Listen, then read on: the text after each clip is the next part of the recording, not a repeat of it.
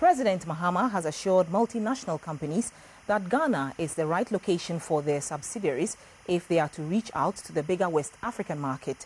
He told the top hierarchy of Coca-Cola International in Atlanta in the US that Ghana's political stability, relatively good infrastructure and energy stock will guarantee the survival of any viable business.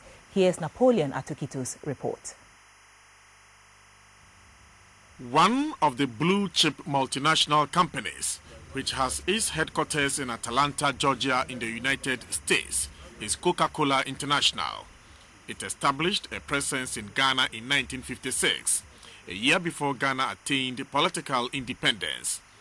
This is one company with vested interest in allied sectors and ready to take business to any destination, provided the factors are good. Trying to whip up investor interest in Ghana, President John Mahama took his campaign to Coca-Cola, where he outlined the parameters for doing business. We're seeing many companies coming and establishing their West African regional offices in Ghana, and many investors are coming and starting to, look at the African continent from Ghana, and that's the kind of brand we want to promote. Create Ghana as a hub, so that the spokes spread out across the continent. Ghana is not only the fastest growing economy in Africa, it's among the top 7 fastest growing countries in the world. And this has been going consistently. It is not just a country that grows with resources, natural resources. It's actually transitioning very rapidly to a hub of manufacturing of high-tech goods, which I think is very important. It has always been simmering, but appears too sensitive to broach. One of the few voices which has made an attempt or actually broken the jinx is that of Clyde Taggle.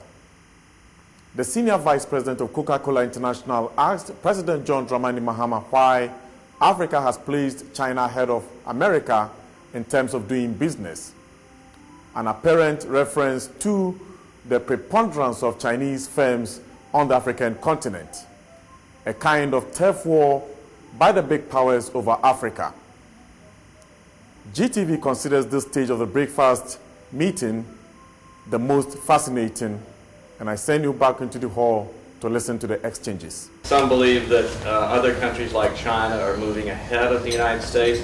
Could you just reflect for a bit in terms of your view on the strategic relationship specifically between the United States and your country, or perhaps more broadly, and what can we do to perhaps spur the United States to take a more aggressive stance vis-a-vis investing in infrastructure in your continent?